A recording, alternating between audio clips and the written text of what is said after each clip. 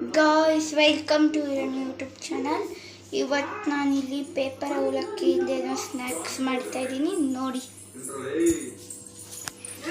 First paper ಅವಲಕ್ಕಿ ತೊಗೊಂಡಿದ್ದೀನಿ ಒಂದು ಕಪ್ಪಲ್ಲಿ.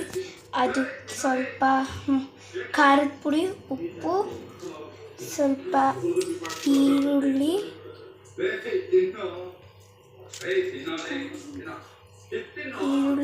ಆಮೇಲೆ ಕೊತ್ತಂಬರಿ ಹಾಕಿ ಇಟ್ಟಿದ್ದೀನಿ. ಇವಾಗ ನಾವು ಮಿಕ್ಸ್ ಮಾಡಬೇಕು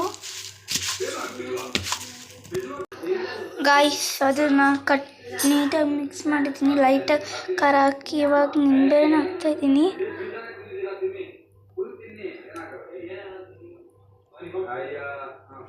ನೋಡಿ ಗಾಯ್ಸ್, ನಿಂಬೆಹಣ್ಣು ಹಾಕ್ತಾ ಇದ್ದೀನಿ.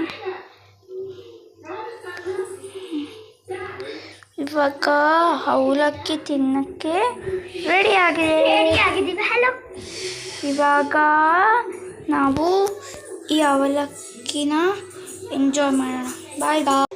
ಆಮೇಲೆ ಲೈಕ್ ಮಾಡಿ, ಶೇರ್ ಮಾಡಿ, ಕಮೆಂಟ್ ಮಾಡಿ.